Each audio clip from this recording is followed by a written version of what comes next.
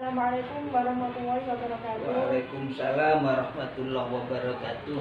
Perkenalkan, nama saya Rizka Anadin dari Prodi Manajemen Pendidikan Islam semester 6. Di sini saya akan menjalankan tugas PLP untuk wawancara langsung kepada kepala sekolah terkait manajemen yang dilakukan untuk mengelola sebuah lembaga pendidikan.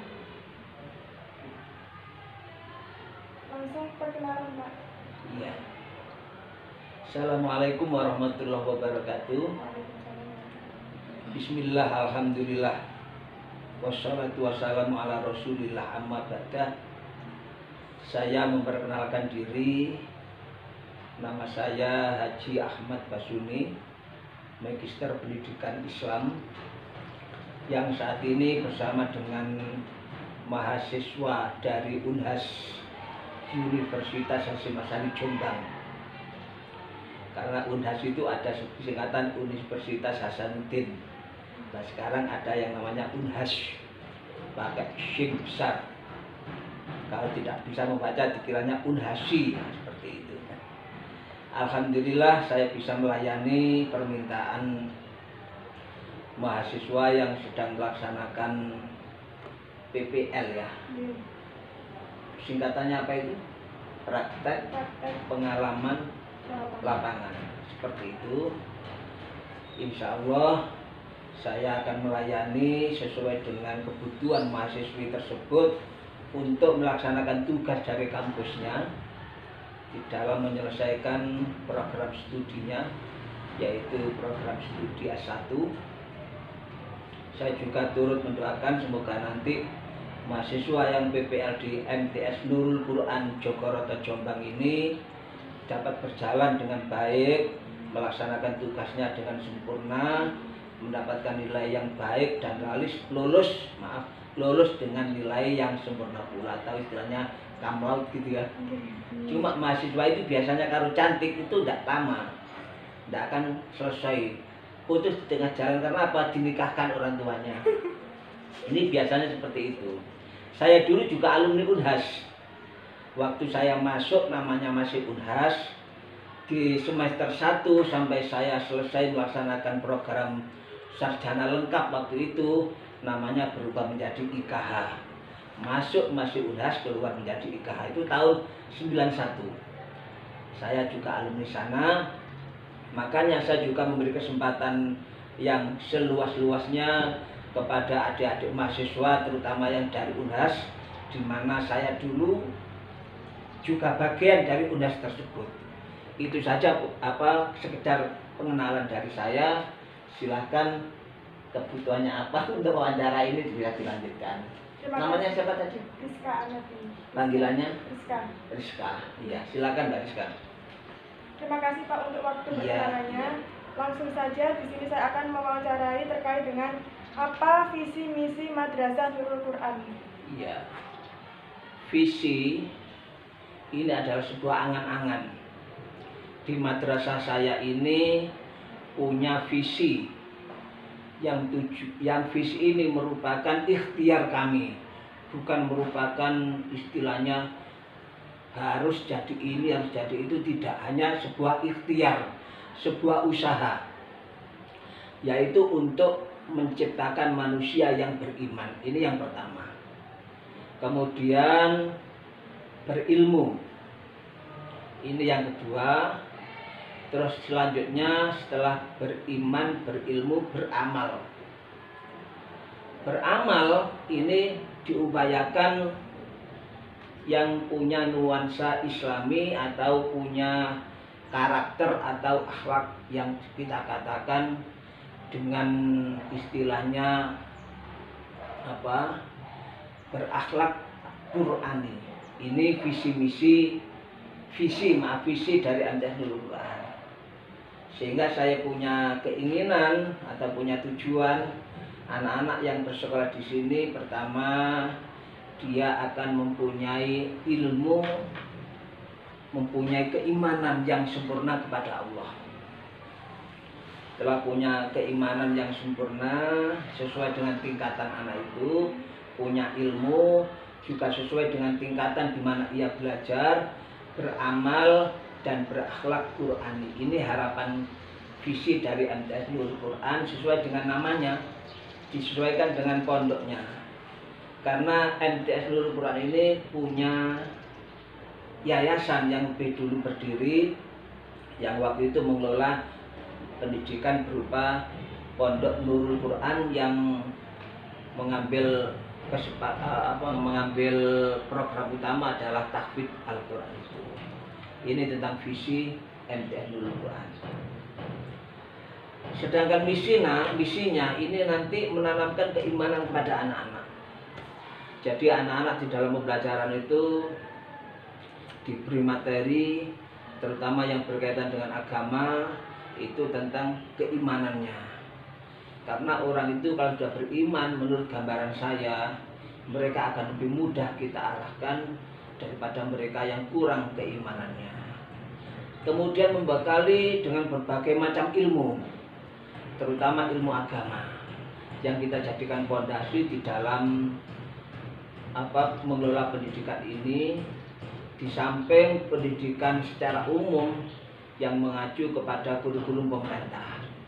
Karena kita ini punya kurikulum yang mengacu pada kurikulum pemerintah dan kurikulum yang mengacu kepada pesantren itu sendiri, di mana ilmu agama ini sangat ditekankan. Kemudian misinya lagi mendorong kepada anak-anak agar anak-anak ini punya cita-cita yang luhur.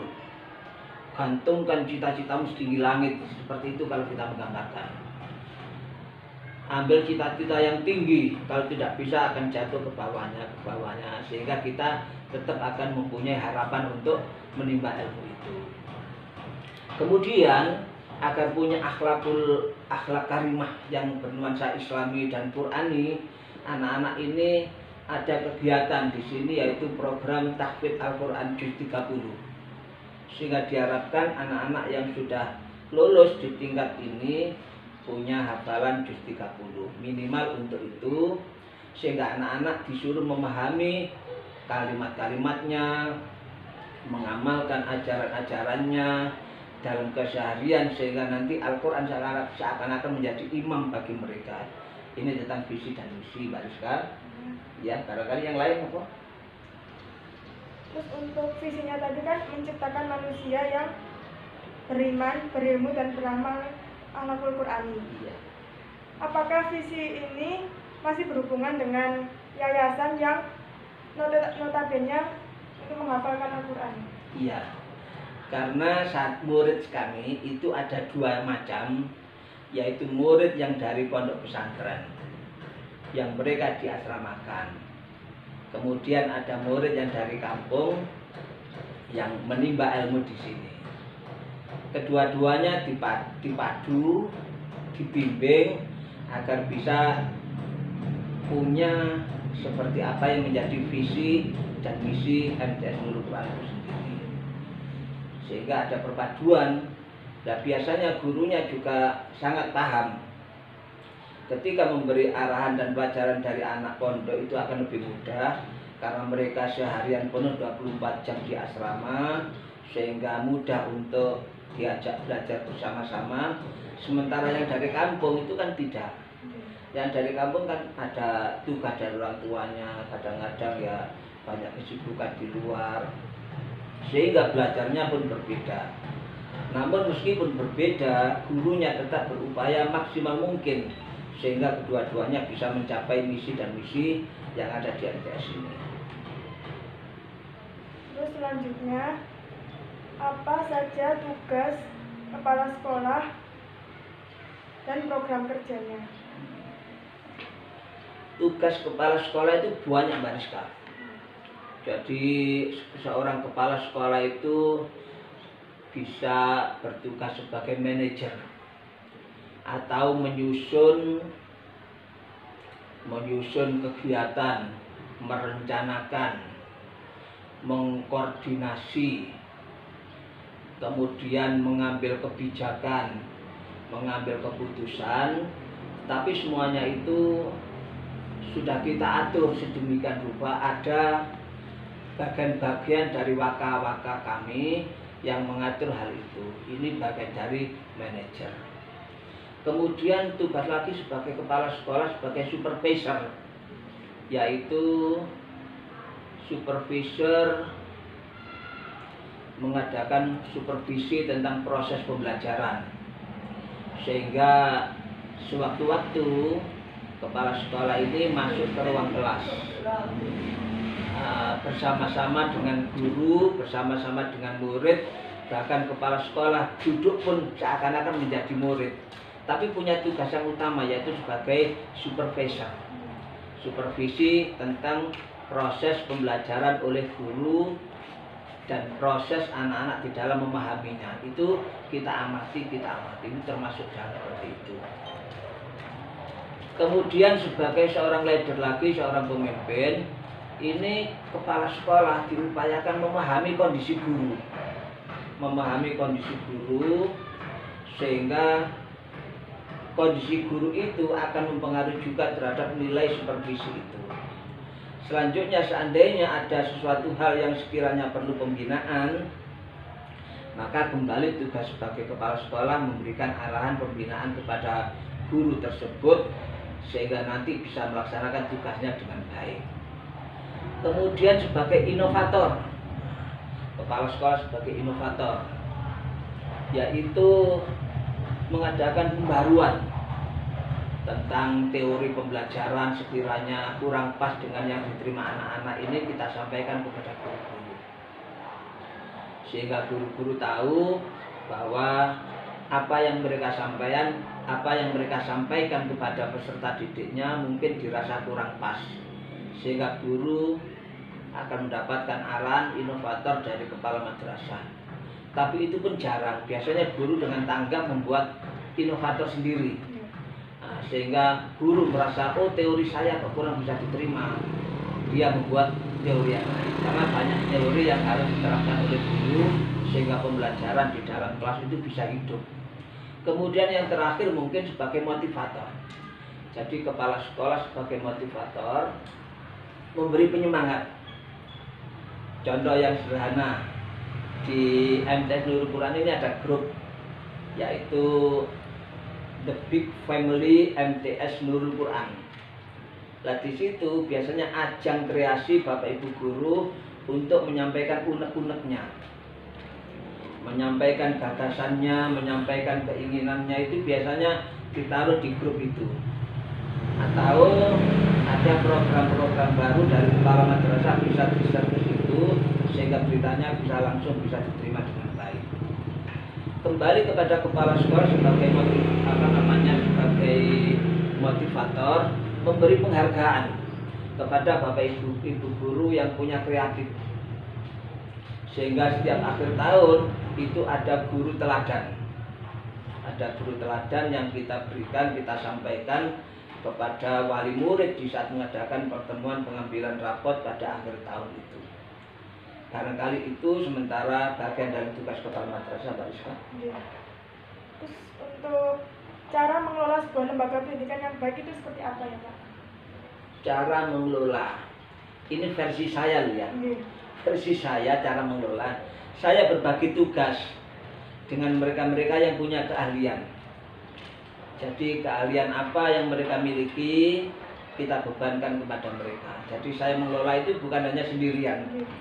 Kalaupun ada keberhasilan di madrasah ini adalah hasil para tim kami di dalam mengelolanya. Ini cara mengelola kami berbagi dengan guru-guru yang punya keahlian. Misalkan mereka punya bakat di bidang ngeramut anak, punya kreasi yang banyak, itu saya kasih tugas sebagai wakil guru-gurunya. Ada guru yang punya cekatan di dalam mengelola pendidikan, paham sekali dengan seluk-beluk pendidikan, mengerti administrasi pendidikan, saya berikan kepada mereka sebagai wakil guru-gurunya. Ada lagi yang punya lobby-lobby, atas lobby ke sana saya beri tugas sebagai humas kami, hubungan masyarakat. Yang mereka, kemudian kami mengangkat staf administrasi. Saya bagi, ada administrasi keuangan, ada administrasi umum, ada administrasi tentang istilahnya operator. Sekarang ini semuanya adalah serba online, sehingga data-data siswa kami semuanya harus dimasukkan dalam data EMIS, ada petugas khusus, sehingga minimal saya punya minimal 3 TU minimal. Tapi alhamdulillah sekarang di Nurul Quran ini ada 4. Saya angkat sebagai KTU, kemudian mereka yang bertugas untuk menjalankan keuangan, terus ada lagi bagian operator, ada yang umum, dan ada lagi yang sebagai TU pesuruh atau jaga pangan. Itu ada 4 petugas di dalam mengelola itu. Jadi kesimpulannya di dalam pengelolaan kami ini kami bagi, tidak mungkin kami tangani sendiri. Kami bagi-bagi, tetapi saya pilih dengan mereka-mereka yang punya skill atau keahlian sehingga bisa menjalankan tugas dengan nyaman. Karena kalau mereka bekerja dengan tidak nyaman, mereka akan merasa risih dan tidak enak dan tidak betah. Kalau mereka bekerja dengan nyaman sesuai dengan keahliannya, mereka akan tekun dan bertanggung jawab sesuai dengan keahliannya itu. Itu Mbak Risa. Oke, terima kasih.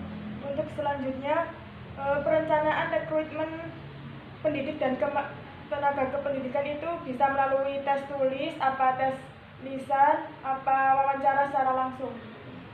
Ini untuk penerimaan guru baru. Oh iya.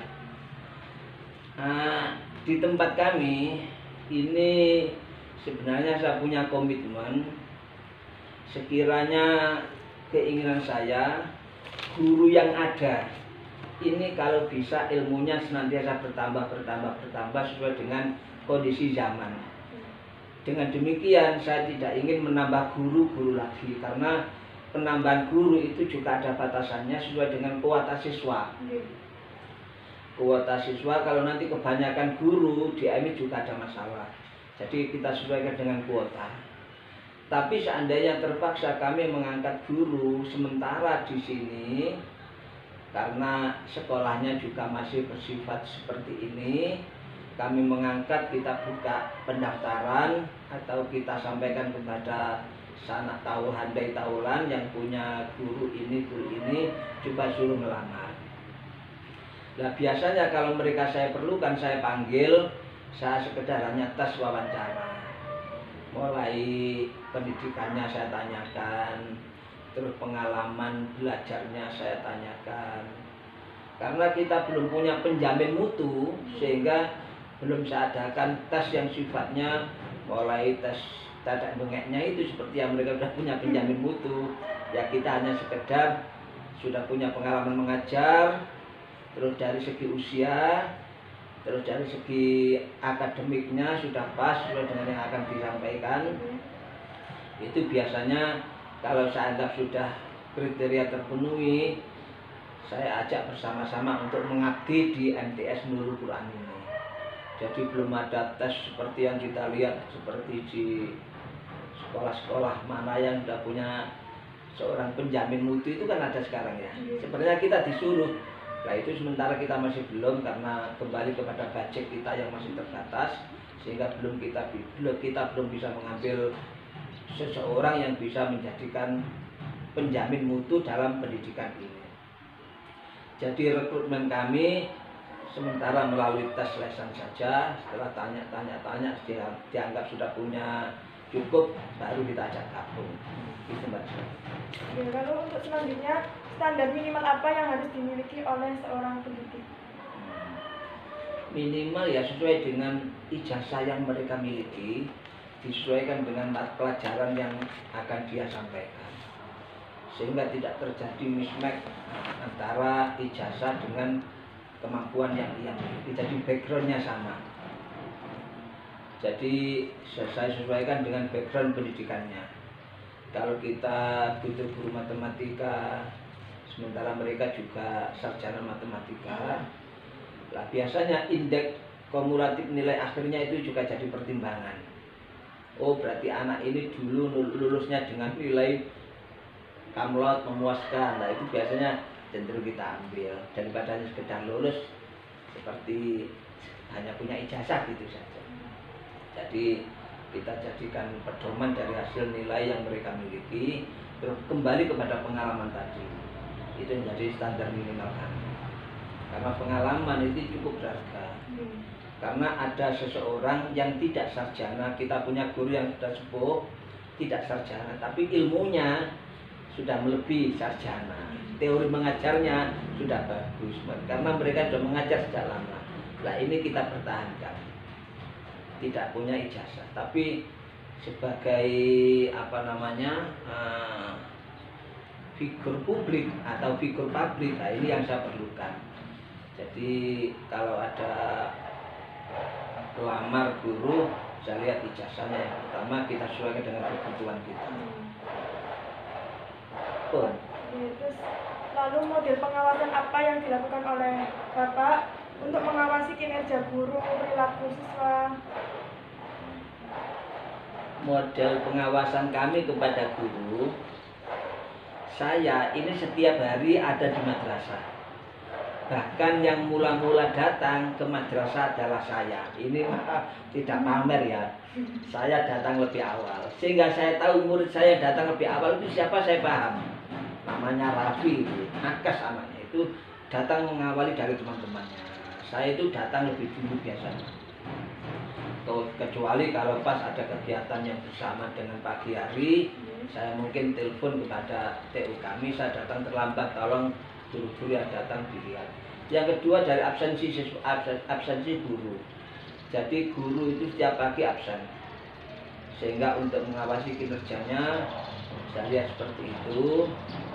Mulai prestasi kehadirannya itu juga saya lihat. Terus sewaktu-waktu saya supervisi ke kelas, melihat kesiapan teori mengajarnya.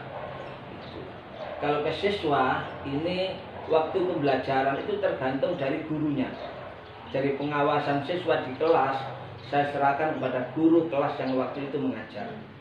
Kecuali kalau ada siswa yang bermasalah, biasanya ada perlu pembinaan atau perlu pendampingan atau perlu apapun, kami panggil BP-nya untuk mengarahkan, memberi pembinaan atau mengantarkan, mensukseskan prestasinya, itu tugasnya BP.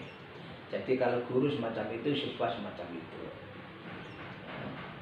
Terus selama Bapak menjabat menjadi kepala madrasah, apa saja perubahan yang terjadi di madrasah ini? Misal perubahan kurikulum, apa perubahan gaya kepemimpinan? Iya. Perubahan-perubahan yang berkaitan dengan kurikulum itu cukup sering terjadi. Boleh dikata ganti menteri pendidikan, ganti pedal kurikulumnya. Seingat saya dulu ada kurikulum KTSP, kurikulum tingkat satuan pendidikan, itu sudah berjalan. Terus ada lagi ganti menteri, ganti kurikulum yang namanya KBK, mungkin masih ingat ya, kurikulum berbasis kompetensi. Sehingga anak pembelajaran di ruang kelas sedikit, tapi yang banyak itu kegiatan di luar. Itu belum berjalan maksimal, ganti lagi K13, ganti K13. Nah ini kayaknya kok kurikulum kita ini melompat-lompat, jadi seperti dicoba-coba sehingga hasilnya tidak bisa maksimal. Sekarang ganti menteri baru lagi, Pak Nadiem ini merevisi K13 menjadi kurikulum merdeka, ya, kurikulum merdeka.